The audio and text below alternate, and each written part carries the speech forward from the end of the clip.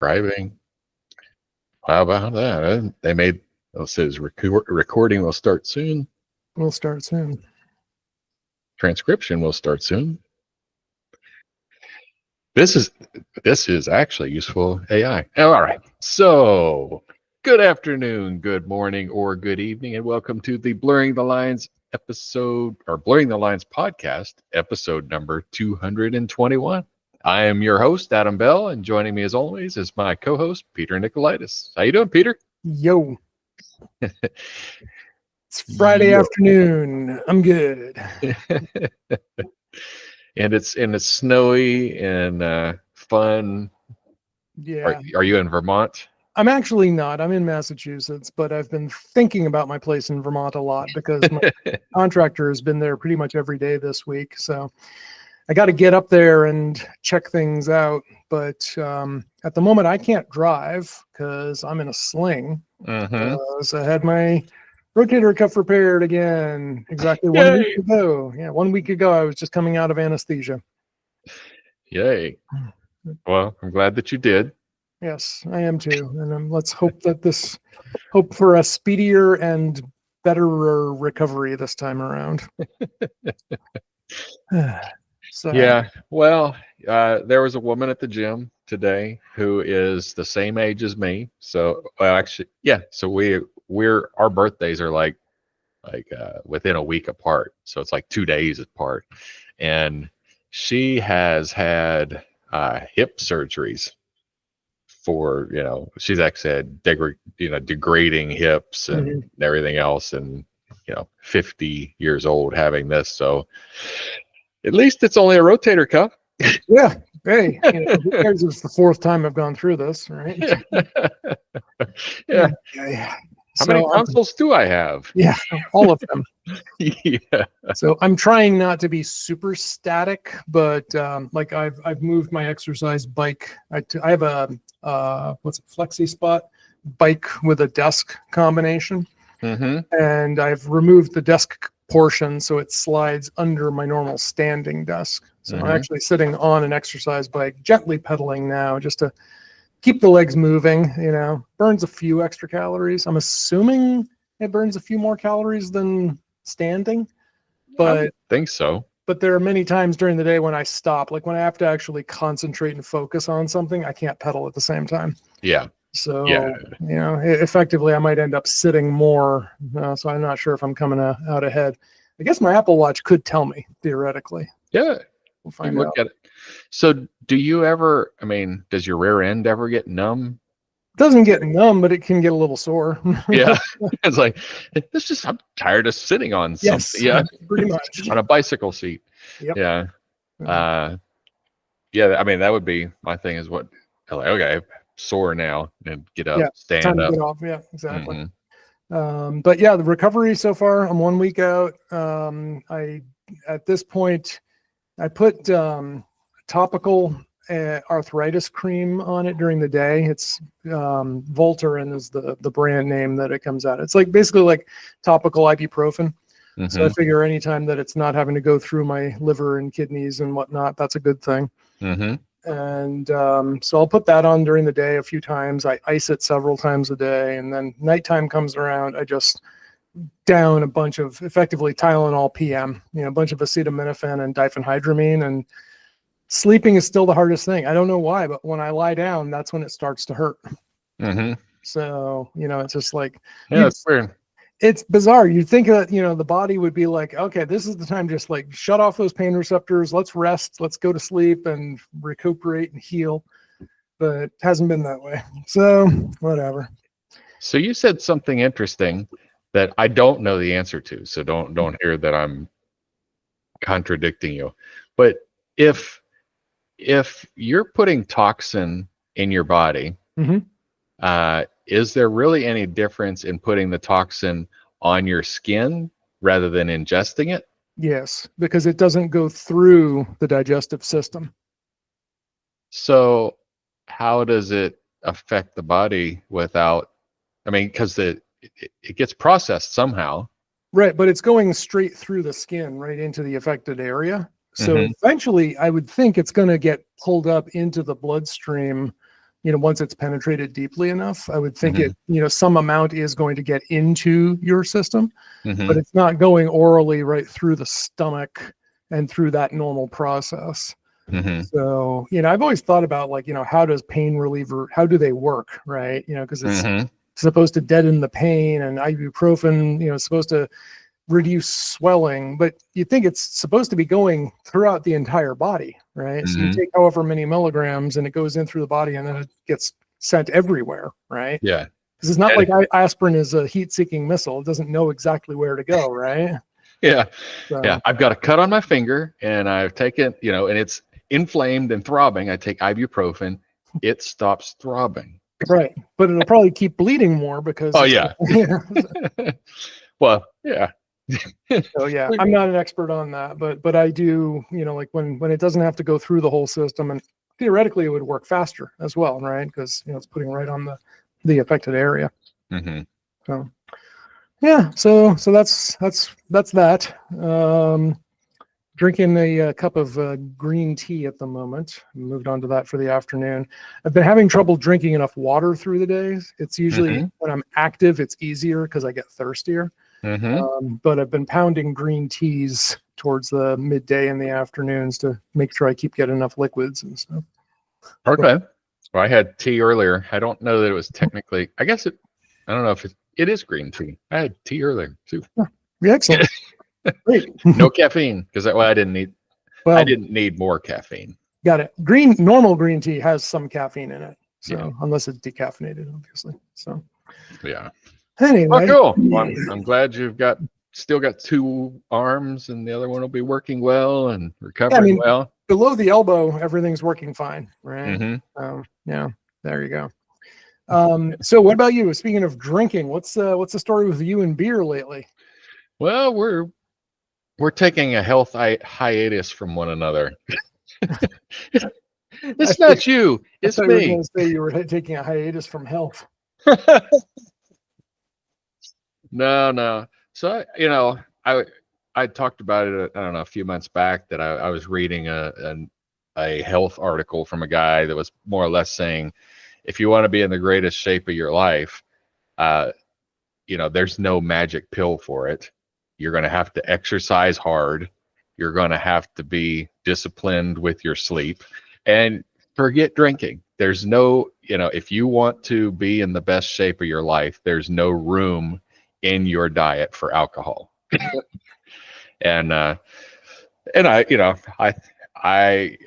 I mean, there's lots of studies that alcohol, a glass of red wine is good for your heart, or, just one a day, half a glass or whatever, and of course it swings both ways. Cigarettes used to be healthy. Well, I mean, the thing about alcohol is, yes, there are some benefits, but I've seen, I saw a meta study of 100, I think, or more different studies. And the conclusion is always, no matter what the benefits of alcohol are, the detriments always outweigh them. They always outweigh, yeah. So no matter what, it may be doing some good here, but it's always doing more bad over there. Mm-hmm. Yeah. So I just decided, okay, I'm gonna cut it out altogether. But what I didn't do is I didn't make myself prisoner to it. Sometimes when you feel like you absolutely can't do something. Yes. So that you really then want to do it. I don't know what that human condition is, but so I gave myself permission that loss aversion, I believe. It's a what? Isn't it loss aversion?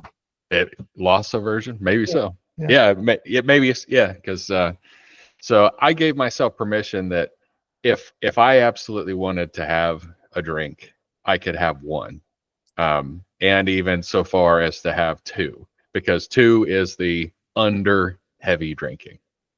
But I've been teetotaling it. 2 per what? 2 drinks during a day is considered light drinking. Interesting, because 3. I had heard that by at least one measure, 1 drink a day, if you have to have a drink every single day, then that made you an alcoholic. Well, halving is the key there. If you're it's part of my routine, I have a glass of wine before or with my dinner every night. That's not. But if you can't have dinner without wine, yeah, that's your problem, or that's a problem. But That's funny though, because like by that metric, like I mean, it's rare for me to have two drinks on the same day. You know, like even when I'm drinking regularly, that would generally mean like a glass of wine every night or a beer every day or something. mm-hmm. But very rarely do I go back for a second, and a third is almost unheard of. Yeah. 4 is my max, like the maximum I've ever. Well, okay, there was one day, the one and only time that I ever got so drunk that I threw up. I don't remember exactly how many I had that day. So, Yeah. but yeah. So for me, I'm just doing nothing. But like I said, I did give myself permission if I just had to have a beer. Or, you know, I did have a half of a glass of a beer with a friend of mine over the holidays because he was like, I saved this beer for us to taste, and it really wasn't that good. so I had like a half a glass. I'm like, yeah, I'm good. Yep. I'm so easily suggestible if when it comes to stuff like that. Like I'll sit down, I'll watch a movie, and you know, I'm watching an old Western, and I see them, you know, walk into the saloon, and I'm like, some whiskey sounds good. Yeah. On that note, a few nights ago, I had this bottle. A friend of mine had given me a bottle of 15-year-old Macallan a while ago, and I just finished off the last bits of that just a few nights ago. It was nice. You know, it was definitely nice. Definitely, it was easier for me to sip that over some whiskey stones, just, you know, like that on the literal rocks, than like, you know, Maker's Mark or something like that. So good. Yeah, it's whatever you can drink that you like. So I like Four Roses. That's mine. Got it. Don't know. Not familiar with that. Not a whiskey, bourbon, Scotch, whatever expert by any stretch. So. Yeah. Now that one's a Kentucky bourbon.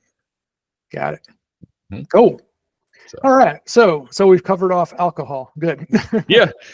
And I'm gonna stay off until vacation. All right. And I'll probably. What about what's your exercise routine now? Are you back to CrossFit regularly, or what's the Yeah, so I'm back in. So last week, my plan was to try to get there 5 days a week, to do CrossFit 5 days a week, and of course yoga with it. I mean, yoga every day. Yep. Walk the dog twice a day, every day. Those are my baselines. So I only got 4 last week because of the ice. Well, we had snowstorm come through, and they canceled the classes at the gym. So I did go to the Y. So I guess technically I did 5 days last week. So I had 5 days last week and 5 days straight this week. And so I'm kind of back in the routine, and some of my belly fat is I don't know where it went. I mean, you burned it. It burned it. So in a combination of less calories from alcohol and more calorie burn from the gym. And I'm also doing some shoulder rehab. I hurt my shoulder in February, and I thought rest would fix it, and rest is not fixing it. So kind of working through that, but it's getting better. Cool. I hope PT works for you. Yeah. Yep. Mobility. So on a semi-work topic, something that I've been working on as a side project on my own time. I don't remember if I mentioned this to you, but I am putting together a little system, a framework basically for cybersecurity war games. Nice. Right. And the idea was I've both run and participated in tabletop exercises. Right. And generally tabletops are very, they're very story driven. It's like, here's the scenario. This is what's going on. What would you do? Right. And that's about it. Right. And, so it's very easy to say things like, well, we have CrowdStrike. It would have caught that thing. Or, we would tell the network team to go do blah, blah, blah, and everything's fine. But it always assumes, unless the story is written in such a way with the injects, it always assumes that, well, all your controls are just going to work. You have them. The people always know what to do, and it's just going to happen, right? Mm-hmm. So I was at a conference a couple months ago, and I'm sitting there looking up at the screen on this what's called the Secure Controls Framework, which you can find at securecontrolsframework.com. Yeah. And I looked at it and I said, those maturity levels, which range from 0 to 5, remind me an awful lot of Savage Worlds ability scores. So you can probably see where this is going. So I am now working on, I have created a framework based on Savage Worlds, the Secure Controls Framework, and the MITRE ATT&CK framework, fusing all of these. So the attackers will essentially, you'll choose from MITRE ATT&CK what sort of attack techniques you want to test, right? So if you're doing this for a large organization and you figure like APT 28, right, cozy bear or fancy bear might attack you. So you can go to the MITRE ATT&CK matrix, figure out, because they have documented, like this is the sort of things they might do. They'll do first external reconnaissance. They'll scan for vulnerabilities, find vulnerable systems, compromise them, maybe send phishing emails, get you to click to get, compromise admin credentials, and then go from there, do some sort of denial of service or a ransomware attack or something like that. So you know what the attacker's capabilities are, either by making them up, because if you say, well, we want to test a ransomware event, right? You can just say this is what's going to happen. Or you can model the attacker based on known attacker techniques. Okay, so that's step one. Step two, you have to go through like a mini audit of your own capabilities, your own or the defending organization's capabilities. Figure out what they have. And then here's the hard part. You have to honestly rate yourself on these capabilities, right? From a rating of 0, not implemented, to continuously improving and measured, right? And that's where Savage Worlds comes in, because if it's not implemented, you have in Savage Worlds what's called an unskilled role. It means, and in most things in Savage Worlds, most skill tests, it's rated on it's just a straight number. And a flat out, normal thing, it's like, I want to, like shoot, I'm going to get out my gun and shoot one of those surfboards behind you down on the beach. Right. So you'd roll the dice, whatever your shooting score is, and you need a 4 or better to succeed. Well, if you're unskilled in something, you're rolling a 4-sided die. Okay. With a -2 penalty. Oh, wow. Okay. Now so you gotta get really good. Yeah. Well, you're rolling a single 4-sided die -2. So the max you can get is 2. I was gonna say you can't win that. There's a catch. In Savage Worlds, dice they explode. So anytime you roll the biggest number, the highest number on a die, you roll again and add on. Okay. So if you roll a 4, you need to roll 2 again, and you get at least a 2 on top of that. Then you can do it. So the first roll, you have a 50% chance. Well, you have a 25% chance of being able to progress into the next round, where you have a 50% chance. And I took one statistics, can't even say it. Took one statistics class in high school, and it was the hardest math class that I took in high school. I don't remember how you calculate that, but it's there's a way to obviously to do, like, you've got 75% chance on the first one or 25% chance on the first one and then 50 on the second, blah, blah, blah. Anyway, if you do have something though, right? Like, so let's say we have, in the example I give in my presentation that I'll be giving in a couple of months is, let's say you're subject to a denial of service attack, a DDoS attack, right? If you have no existing DDoS capabilities, you're ranked at 0, not implemented. But you still have a chance. Why?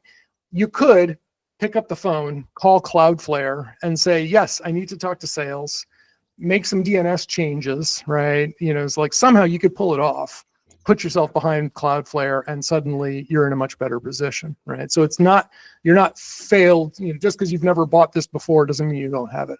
Totally. You don't have some way to get out of this sticky situation. Right. So if you're doing something informally, like, maybe Bob, the network admin, bought, a subscription to Cloudflare, but it hasn't been implemented yet, right? So okay, that moves up the chain. That's a D4, right? Mm-hmm. And then you move all the way up to a D12. If you're like top of your game, we track this, we plan it, we adequately budget, staff it, and we're continuously improving. And so now the person running the exercise, the facilitator, goes through and puts all together the scenario, how he envisions, like this is what the attack is going to look like. So the attacker then rolls their dice. Now, in general, depending on the attacker, like I say, if it's an APT, an advanced persistent threat actor, just give them a 12-sided die on everything. Right. Yeah. And the initial thing that they're doing always succeeds. So we just assume like their initial recon, they've already done that. They've gone past that. They know who you are. They know who they're attacking. So then they scan for some vulnerabilities and they find them. Okay, now they launch, say, a port scan on you, right? And there's ways to calculate, like maybe that was just a distraction. So they launch a port scan over on this subnet that they see exposed to the internet. Mm-hmm. And while your SOC is investigating that, they're actually launching a brute force attack over here on that other exposed server. That's not part of that, right? So you might assign a penalty to the SOC to try to detect this because they're all tied up with this whole noisy port scan over here. They don't notice that there's an actual attack going on over here. Mm-hmm. So that's the gist of it. And it goes, a little bit of a back and forth. You can do this as low level technical as you want. It can just be like your network engineers playing this game back and forth, or you could elevate it up and, have like rules to discuss negotiations on how we would, what are we going to tell the public? We just had a data breach. How are we going to say this, right? Legal's like, well, hold on a second. We're not going to say anything, but what if somebody in marketing has already posted, I just posted on our Facebook account that, we were breached, but everything's fine, Yeah. So, and also the other thing is the concept of critical failures and control failures, right? You might say, well, we have something that should have detected this. We already have an intrusion detection system in place. Okay, give me a roll. Boom, 3. Oh, maybe the IDS logging system ran out of disk space. Maybe it wasn't running, right? Maybe it was down for maintenance during an upgrade window and there's no high availability. Right? Maybe your EDR system is CrowdStrike and it's late July 2024. And you roll a critical failure. You're like, CrowdStrike. Yes. Well, now, sorry, not only did it not stop the attack, it actually took down all of your domain controllers. Yeah. Right. So there's a lot of ways you can get very creative with this. But the idea was to model an organization's capabilities in a semi-realistic manner so that the more mature you are, the more likely these controls are to succeed. So that's my pitch in a nutshell. I've got like about 12 pages of documentation describing all of this. And like I said, it's not new. The idea of I'm just merging these 3 different frameworks and putting them together, boiling down the subset of Savage Worlds that we need. Because, we need like 3 pages of rules from Savage Worlds, and the core rule book for Savage Worlds is like 200 pages. It's over 200 pages long. Right? So we don't need nearly all of that. Yeah. Well, I enjoyed your pitch. It was barely an inconvenience. I'm glad you liked it. Super easy. So anyway, so that's the idea. We ran last Sunday. We did a little playthrough on my Sunday night gaming session. So I told the guys, like, it's probably not going to be quite as much fun as our normal, D&D style or superheroes type game, but it will be Savage Worlds. We will make some, dice rolls. And I had a couple of guys who are in IT, one who's a project manager for an ISP, a nursing director, and a guy who works for a publishing company. So not like a bunch of cybersecurity geeks, but a bunch of role-playing game geeks. So but they thought it was good. And so far, I've only gotten a couple of objections, and I've got answers to all of those. One of them was just like, and no one's actually asked me this yet, but I'm waiting for it to, someone to say like, well, what if my, IT director, says, I don't have time to play games, right? I'm like, well, that's all right. There are a bunch of people who get paid a lot of money who work at this 5-sided building down in Washington, and they spend time gaming stuff a lot. Right? So, little objections like that. How is it different from these other simulation games? There are other card games, cybersecurity style card games, but those are really just luck of the draw. There's no real like maturity model or capability, stuff like those. So, yeah, no, I like that. I'd like to give that a go. Yeah. Well, I'll be doing at least one more play test between now and March 20th. And then on March 20th, I'm speaking at the Boston Security Meetup, and I'll be giving my pitch then. So it'll be similar, essentially what I just told you, with some slides. And then at the end, we'll go through just a short scenario just to show how it might work with a few dice rolls to say, Yeah, no, I wouldn't mind getting in on that. Ooh. I've got a funny scenario. Maybe you can add this in as one. There was a former technician who worked with me, who, trying to help somebody update a problem that they were having on a server, they just Googled for how to fix this problem, and of course the Google search comes back with a PowerShell script. Perfect. Do you think he understood PowerShell scripts? No, but he knew how to copy and paste. Yeah. Yes, he did. So fortunately, he wasn't the one who was going to run the script. Somebody else was having a problem, and he Googled it and was like, "Oh, well, here's a PowerShell script to do it," and actually pasted the script into our Teams chat. And I said, "Hey guys, our policy needs to be, unless you have written this script, or if you took somebody else's script and you've reviewed it and confirmed it's safe and confirmed it works, do not share it with other technicians." And don't run it on any. Don't run it. Yeah. Let me run that on my client's server who's having this problem. Yeah, brilliant. Yeah. The copy and paste can get you into a load of hurt. I mean, if you are learning stuff and you see examples, I mean, I learn by example. That's what I do. Yeah. No problem.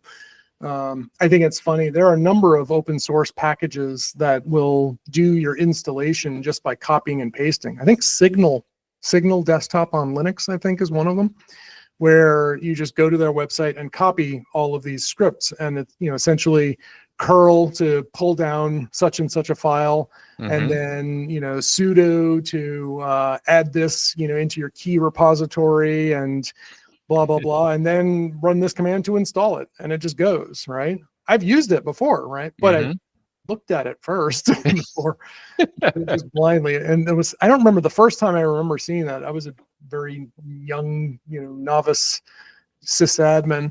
I went and copied the code and pasted it onto my command line, and it said, "Warning, you just copied and attempted to execute code that you just pulled off of the internet. Are you sure you want to do this?" I was like, "Oh, that's good. Code checking there." I might have just learned a lesson right there. And you didn't have to learn it the hard way. Yeah, well, that was nice of that. I don't remember what package that was, but thank you, whoever did that. So before I got derailed with that, we were going to talk about our latest in AI. Yeah.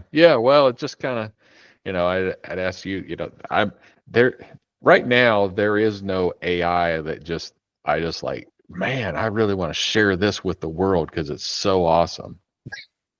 I was like, "Hey, Peter, do you have anything?" Yeah. So I've started using the Apple Intelligence stuff. Like, I have the summaries enabled. In general, I have found them to be relatively accurate and generally useful. At worst, they have been humorous. Yeah. I have not had an instance. I don't think, maybe have I? I don't think I've had an instance where it has told me the exact opposite, the summary, right? In general, it's been pretty good about but sometimes it's very, like someone will message me and it'll say, like, expressing frustration with technology, drinking beer, something like that. I'm like, okay, this could go anywhere. Right? Yeah. So Apple Intelligence, I've used it to rewrite a couple of things, like as a test, like rewrite this and stuff. And I generally haven't kept the rewriting, I'm like, okay, it was funny to look at that, but no, that doesn't sound like me. I'm not going to do that. Yeah. By default, I think, or when you say, yes, I want to use Apple Intelligence, it turned on the summaries in Apple Mail. So instead of seeing like if you have your mail shown, normally you'll see like the sender and the time, and then like the start of the subject line. So now with Apple Intelligence enabled, instead you see a summary where the subject would be. Okay. So one of my emails, for instance, summary is reminders about Martin Luther King Jr. Day celebration, Lunar New Year celebration, Tufts Classic, Farmers Market, and Polar Plunge from the city of Medford updates. That's pretty decent. I got an idea. And it tells about, hey, it's a mayor letter from the mayor, reminders about all those things, and doing all these different events in the coming week. I was working with a customer on a potential firewall migration, and I get an email from this, the vendor, options for migration discussed, link provided. Okay, great. My CPA sent me a ShareFile link so I can start uploading my tax forms to them. Yeah. Link provided, tax documents requested, something like that. So I'm like, okay, I can see some use on those. Yeah. So yeah. Anyway, so Apple Intelligence, that's one thing. Also, my cousin sent me some documentation. So I recently opened a bank account in Germany. So I went there and set it up, but I didn't get all the paperwork by the time I had to come back to the States, right? So they let me know that, you can do these things. And she took pictures, and I don't know what service she was using, but she took photos, and it recommended that I view them using the adobe.com service. Okay. So she's using WhatsApp because WhatsApp is huge in Europe, and she's the only reason I have WhatsApp installed, right? Otherwise, screw Facebook. But I have it installed, and so she sent me a PDF scan somehow of this, some of the bank document, and I click on it, and it takes me to an adobe.com rendering of the PDF document. And that offers an AI summary in the document now on the Adobe website. Nice. So I was like, okay, except this document's all in German, but it is kind of funny. I have used GPT and others. They can, if you ask them to summarize something in a foreign language, I do get back an English summary. It's kind of neat. But what I did is, since she sent it to me on WhatsApp, I just saved all of the images as photos and uploaded those into Google Translate. I found that probably more reliable. So you mentioned Chat GPT is the one that you use still. I am generally more of a Claude fan right now, but this goes to show you like how much I am or am not using AI in my daily drive these days. I'm not paying for any of them. Yeah. So I have a free account on 1 Minute AI, which will give you so many free queries against all the big four: GPT, Grok, Claude, and I don't remember the other one, another one. But between that, GPT, the Claude free version, and Perplexity, that's like 20 or so queries a day. And in general, that's enough for me.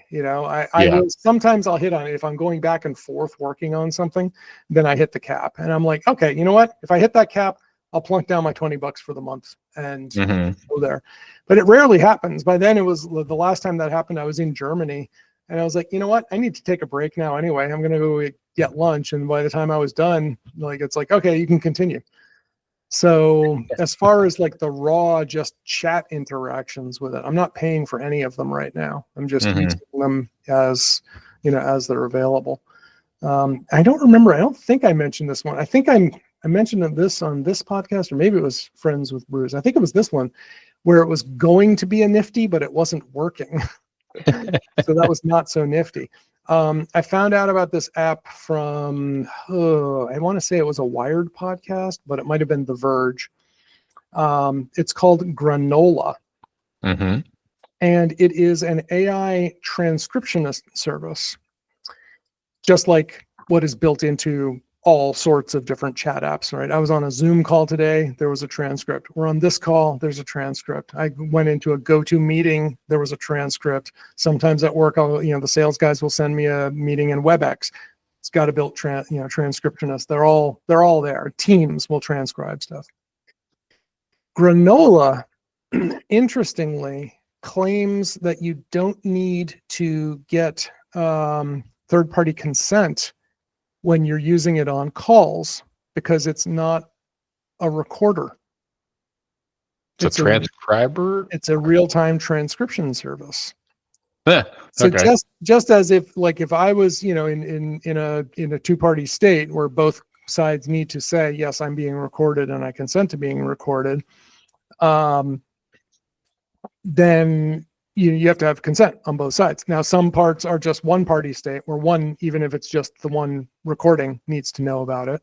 Mm-hmm. But there's nothing saying that I need to document, like that I am typing down every letter or every word that you say or every word that I say. If I'm taking contemporaneous notes, there's no law saying that I have to let you know that I'm writing this down, for example. Oh, yeah. And so Granola claims that you don't need, and to my knowledge, I don't think it's gone to court, that you can just use Granola as a recorder, but it's not a recorder, it's as a transcription service. So it's a free service for now anyway. It does require a Google Workspace account. They want a corporate Google account, but it's just for authentication.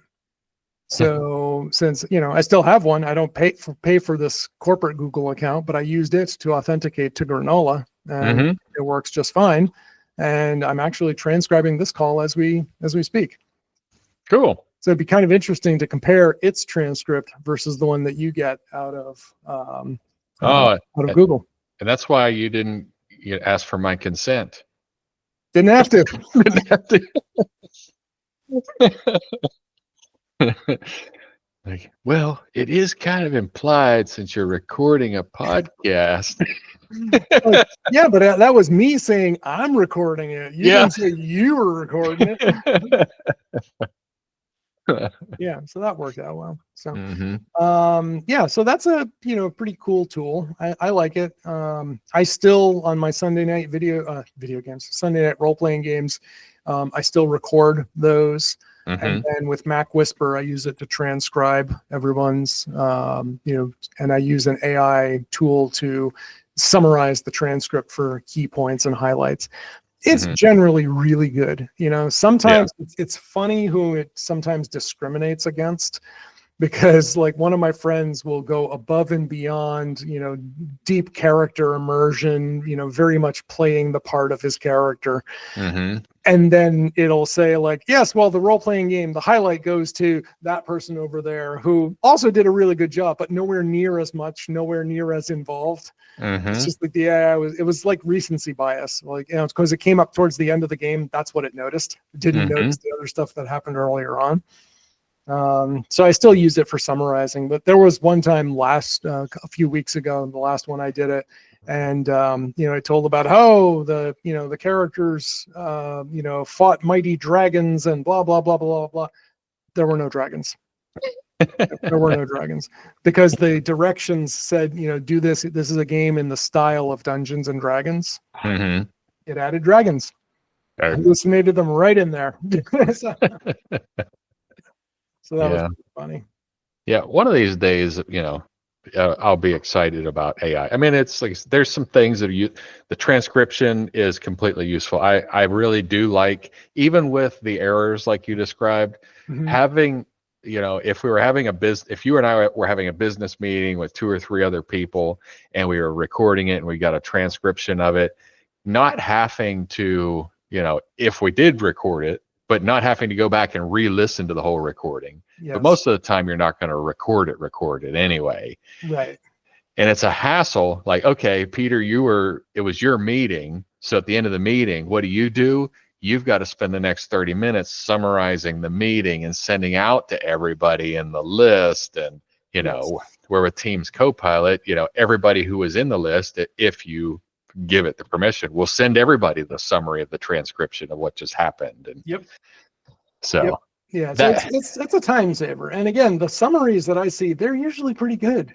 mm-hmm. You know, they're generally pretty good. Because that's the other thing that what Granola does too, is it doesn't just transcribe it. It actually gives you summaries as well.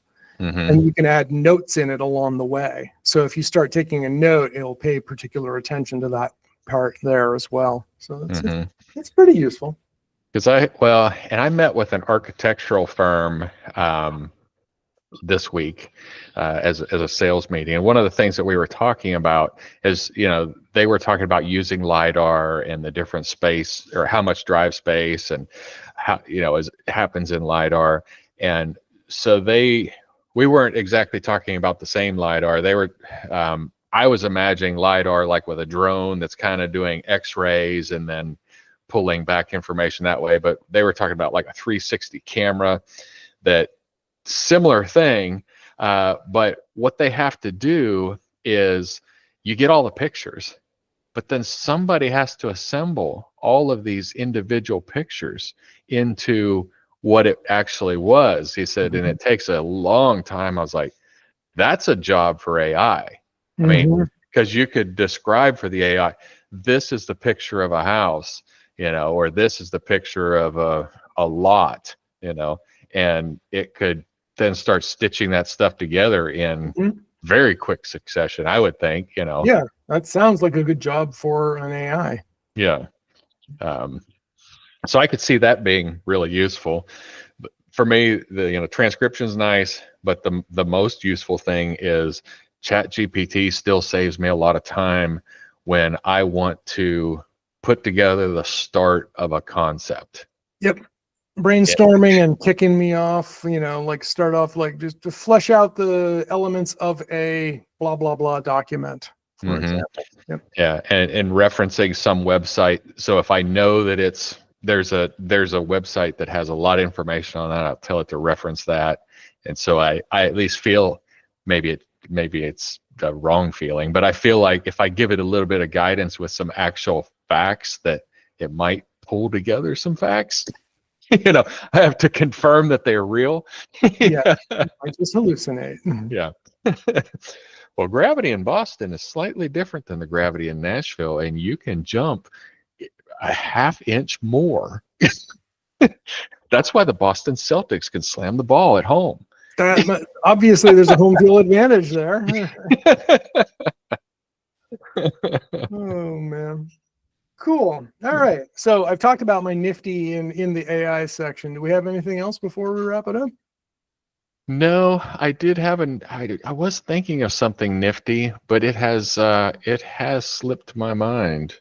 It'll come back. I did find a slightly computer problem that's not nifty. I got a brand new Intel NUC over the holidays. Okay. Are you familiar with the NUCs? I am. Yeah, of course you are. Yeah. Of course. Of course you are. But I got a new one. I got latest i7, so not like an i9 but latest i7 for a NUC, 32 gig of RAM, the Intel video driver, small form factor, completely solid state, everything. No, I guess there's a fan in case, but it really never comes on. My stupid Teams videos, if we're in a Teams video, it will lock up, and it will hard lock the computer. Like so hard that the power button no longer works to hard power it off. So wow. Yeah, so you have to unplug the electricity to make a problem at the firmware level. Yeah, you're right on. Because I'm waiting for a new firmware on that one. But I can use the web version of Teams, and it runs fine. Same video. Yeah. Well, because Teams definitely has the app definitely has capabilities that the web app does not. So yeah I can see that happening. Yeah. So I'm I mean, I would rather run the app because it's easier for me to find the Teams app because I got a little purple head with a T and and so I just use Edge. Edge is my Teams app. So there you go. That's not very nifty. No, but if it works, it is kind of nifty. Yeah. So, well, and that's what so many of my my clients out there, they're like, well, you have to make that Teams app work. Well, I agree. It should. It but it's a product that we didn't create. mm-hmm. And I didn't create the hardware. I didn't create and I know you're saying you're paying me to fix these things, but and you recommended it. Yeah, but you recommended it, and we'll do everything we can, but here's how it can work. Well, this is not acceptable. Well, there you go. Well, we can start off by wiping and reloading the whole thing, which is going to be a great inconvenience to you. Uh-huh. So let's just get on that then. Nuke it from orbit. Yeah, I haven't done that yet. I probably might, or I might just, for the life of that computer, I might just use Edge. There you go. I mean, I did the same thing with my, I was having problems with Slack and Discord chewing up tons of resources. Mm-hmm. And so Scott suggested just, run it as a web app. And I did that night and day. It works great. Mm-hmm. I can't do the, I don't remember, I think it doesn't support video. Slack doesn't support video in the web app, if I recall correctly. Okay. Or it won't support screen sharing, so some of the more advanced features you can't do. And if I have to do those, then I'll buckle down and, like fire up Teams or something like that. Mm-hmm. But in general, yeah, I mean, if you're running it as a web app, it's probably more secure because it's constrained within what the browser can do, which theoretically is less than a native app that you're running. Not necessarily, though. Depends. Mm-hmm. And I don't have to worry about reinstalling it or updates or any of that stuff out of date. I don't run Outlook on my computer. I use OWA. Yeah. Yep. I've kind of gotten into that too. And what really brought that to light was when I had a Chromebook. I was running everything I was running was just web apps. And I was like, wow, Slack, Signal, Outlook, WebEx, Citrix, Terminal, obviously that's built in. Like, this is pretty straightforward. So, yeah. It works. I don't need these apps. Yep. And things hardly ever crashed. Of course, they hardly ever ran too, because the thing was so bloody slow, but still. It was the bottom basement. It was literally the cheapest Chromebook I could find. And I took that to my first trip to Germany back in 2019. Yeah. And not my first trip with my new passport. So, so I was just like, I want something throwaway. And eventually I just threw it away. Yeah. Man, I think about that all the time. I'm thinking like, I should just get a Chromebook. Like when I travel because I travel to Mexico, I travel to Belize. If something happens to my $2,000 MacBook, I'm like, oh my goodness. I don't want to replace that. Apple Care won't cover this. Where data that's on there as well. Yeah. Where if I just did a Chromebook, then it's, well, if I were going to get a Chromebook, though, I fall into that, well, I need this. And before I know it, it's an $800 Chromebook. Yes, that's the thing. It's you're going to make it worth the time. But the thing is, when you're buying a Chromebook, you're essentially paying for the disposability factor. Right? You're paying for security by buying a beefy Chromebook, or you could do the same. You could say the same thing with an iPad, right? It's because one strategy is you get where you're going with a stock or a factory wiped iPad, and then when you get to where you're going on a secure wireless connection, you just set up all your stuff, right? Yeah, it's all in the cloud anyway. So same idea with a Chromebook, right? Because there's no corporate data on there anyway. So the trick is just making sure that your passwords are safe, or either in your head or not in another device that can be confiscated while you're going through customs, et cetera, et cetera. So. Yeah. I like my password manager, and all that stuff. Yep. Cool. Well, I think we're right around an hour here, so we should wrap things up, dear listener. Yeah. If you want to get a hold of us, you can find us at blurringthelinespodcast.com. I got to say, there's a lot of spammers who have been finding us at blurringthelinespodcast.com. Boy, I'm getting a ton of those. They all do go straight to my spam folder, but I'm just concerned that I'm going to miss some real legitimate listener feedback. So, but yeah, blurringthelinespodcast.com. You can find links to all of us there. You can find us on are you still on Twitter? I suppose I am. Yeah. I'm sorry. You know, what's funny though is we don't pay for any advertising on Blurring the Lines, but I just did Blurring the Lines podcast, and our website shows up. We show up in Apple. We show up in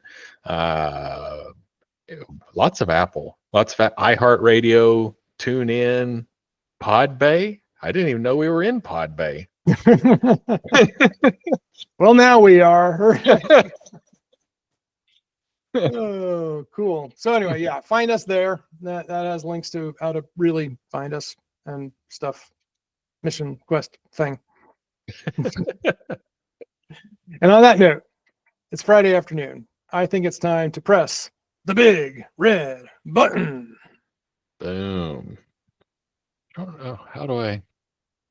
Oh, there we go. Stop taking notes. Stop granolaizing.